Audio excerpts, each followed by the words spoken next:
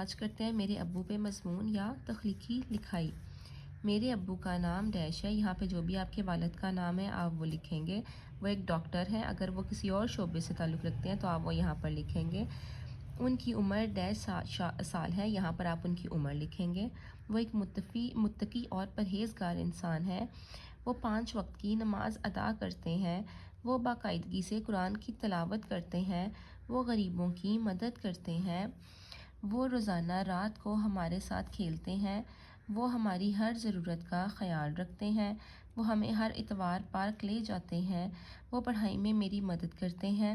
وہ ایک ایماندار انسان ہے۔ وہ سب سے عزت و احترام سے بات کرتے ہیں۔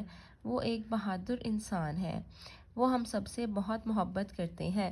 تو یہ تھا میرے والد پہ تخلیقی لکھائی یا مختصر سا مضمون۔ اس کے علاوہ مجھے بتائیں آپ کس عنوان پر، کس ٹاپک پہ مضمون یا تخلیقی لکھائی دیکھنا چاہتے ہیں، تاکہ میں آپ کے لیے وہ لکھوں، اور میں ضرور لکھوں گی۔